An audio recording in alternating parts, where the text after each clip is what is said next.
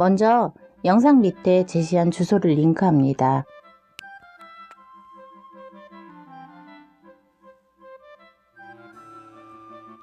주소를 링크하면 책 모양의 화면이 나오고요. 세 번째 팟캐스트를 선택합니다. 팟캐스트를 선택하면 오른쪽에 목록이 바뀌고요.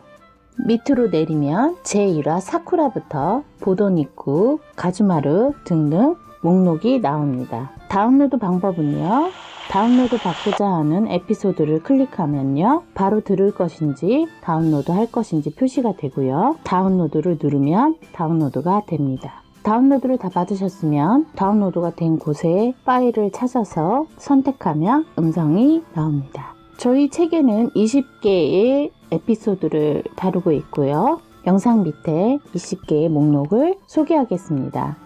20개의 목록을 한꺼번에 받으셔서요. 한 폴더에 넣어 두시고 반복해서 들으시면 많은 효과를 볼 것이라고 확신합니다. 조금 감상해 보실까요?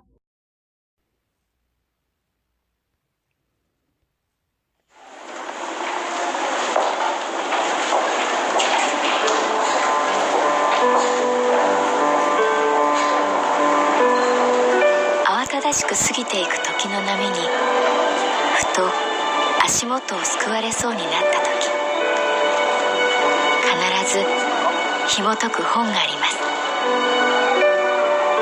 す。その本にはある女性の人生が描かれています。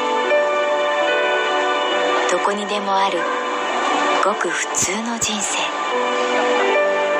でも、本の中の彼女に出会うと心の湖に波紋が幾重にも広がるように、ゆっくりと優しい言葉が満ちていきます。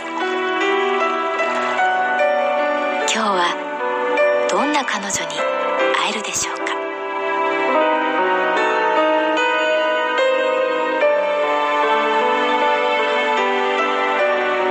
サウンドライブラリー、